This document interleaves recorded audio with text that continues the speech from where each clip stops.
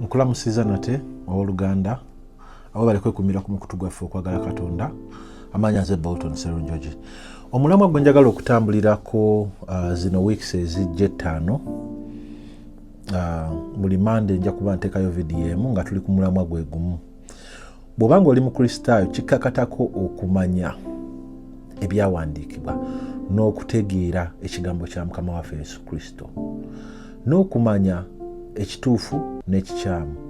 Abantu bangi bagenda kujja, Bayibuli era etuwoninga kuba n'abantu abagenda okugezako okutwistinga, okukyusakyusa ebigambo ebyo ebyawandiikibwa okusobola okubikozesa okweyimusa n'okufunamu mu ngeri yonna gye bafunamu nga bo, okusinga ng'oggyeko engeri gye tulina obikozesaamu ebigambo bino okusobola okuyigiriza abantu bonna okutambulira mu makubo ga Mukama waffe Yesu Kristo.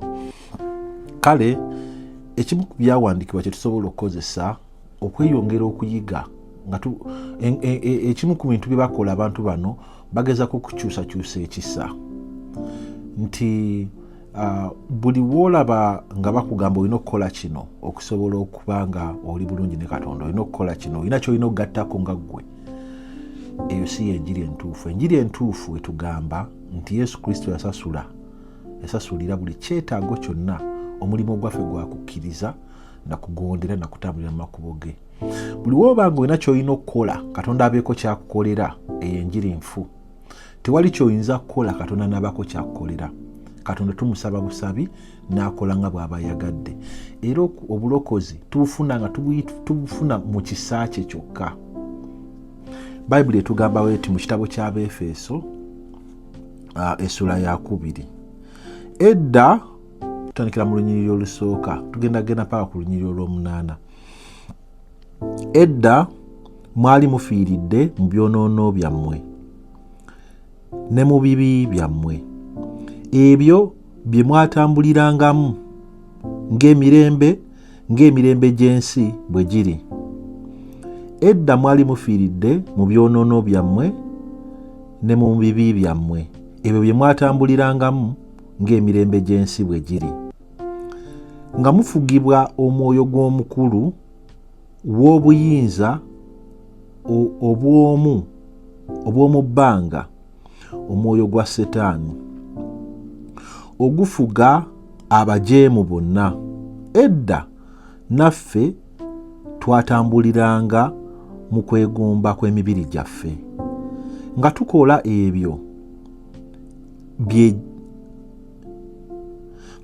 ebyo ebyegombebwanga omubiri n'ebirowoozo, era okufaanana ng'abantu abalala bonna.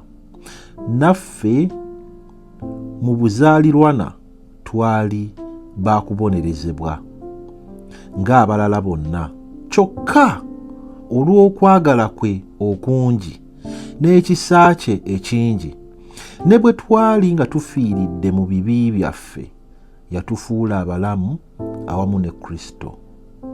Mwalokolebwa lwa kisa. Katonda yatuzuukiriza wamu ne Kristo okuva mu kufa ne tufuna obulamu, era atutuuzizza mu bifo eby'omu ggulu okumpi ne Kristo Yesu. Ekyo Katonda yakikola alyoke alage mu mirembe egigenda okujja ekisa kye ekingi kye yatukwatirwa mu Kristo Yesu. Mwalokolebwa lwa kisa olw'okukkiriza. Tekwava mu mmwe wabula kirabo kya Katonda. Mwalokolebwa lwa kisa olw'okukkiriza, tekyava ku mmwe wabula lwa kisa kya Katonda.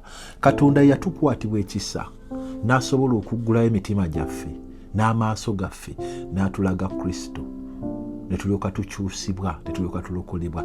Twalokolebwa lwa kisa, tekyava ku ffe, tewali kye twakola nga ffe.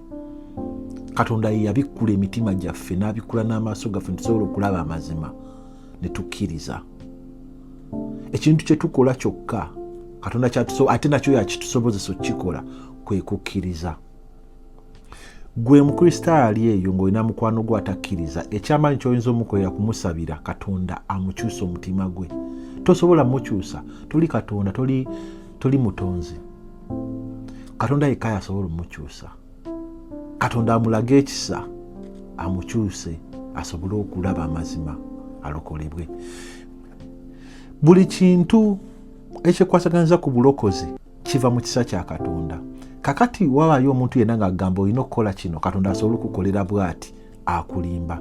Eyo y'emu ku njiri ez'obulimba nti kola bw'oti, Katonda ndaga nti bw'onookola bw'oti n'okola bw'oti ajja kukolera kino na kino na kino. Eyo enjiri ya bulimba.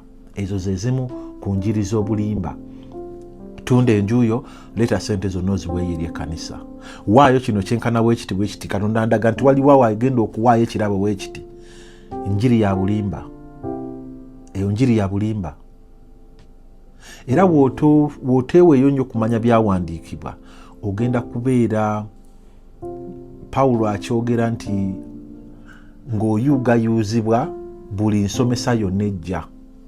Oli wajja ng'asomesa kino ng'ogoberera, oli wajja ng'asomesa kino ng'ogoberera, kubanga toyina musingi mu byawandiikibwa.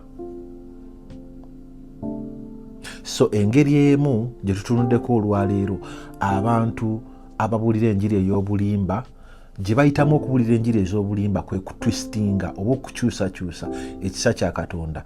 Ekisa kya Katonda mwe tuyitira okulokolebwa, twalokolebwa lwa kisa, si lwa bikolwa byaffe.